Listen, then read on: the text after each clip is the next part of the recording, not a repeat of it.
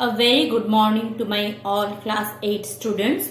Already in my online classes, I have completed one chapter from your final term, that is our sound.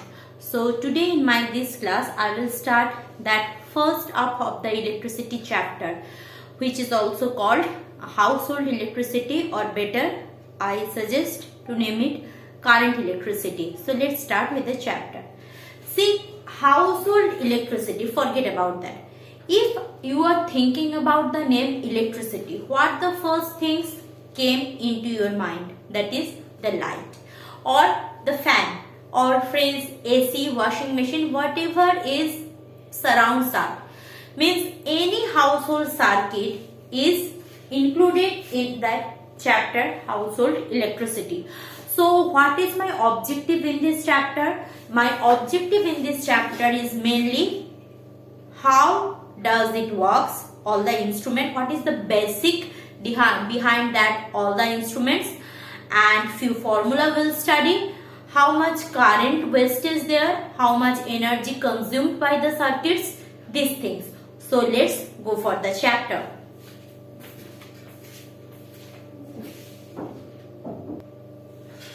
So first of all, household electricity. So as we know that always if we need electricity, either we are getting from that direct source, means that CSC, or we can use that inverter, or we can use, if small amount of energy I need, small quantity of energy I need, I can use cell or battery. This much knowledge we are having. So first of all, let's see that electric energy and power consumed in circuit. Clear? So in class 7, from class 7 idea, we already know that cell flow in a circuit, my required amount of current, means from battery we are getting the current what we require. Basically battery is not giving us the current. Battery gives us a potential or external voltage drop, and due to that external potential difference, the electron start flowing through the circuit. Electron start flowing through the circuit. So we can say that current flow from a cell in a circuit due to the motion of electrons in a metallic wires used in that circuit. So whenever I am having a cell, before that remember cell always denoted by this sign, one big hand, one small hand. The big hand is positive terminal of the cell or positive electrodes of the cell. The small one is the negative terminal or negative electrode of the cell. I repeat, the big hand, big portion is the positive terminal of the cell, whereas small terminal is the negative terminal of the cell. So in a battery we are having two terminal. So if this is the two connecting wire I am joining, then the current will start flowing from positive towards the negative terminal of the battery or cell. The current will start flowing from the positive terminal to the negative terminal of the battery or cell, but electron will flow from negative terminal to the positive terminal. So this is the directions of electrons, and current always flow just in the opposite direction of electrons. Now why this does so, that is beyond the scope of discussion for class 8. We will obviously discuss it is in class 12. Just for now remember the fact that current will flow from positive terminal towards the negative terminal, and electron will flow from negative terminal to the positive terminal of the battery. So the cell basically has a potential difference or voltage. So we know in a battery it is written, it is 1.5 volt battery or 5 volt battery, or it is 50 volt of inverter. Means this is what, this 1.5 volt, 5 volt, 50 volt, these all are about the potential difference. These all are about the potential difference. So what is the potential difference? Potential difference is something, if we apply it to a circuit, then current start flowing. Or I can say that a cell has a potential difference between its electrodes, in between anode and cathode. Acha.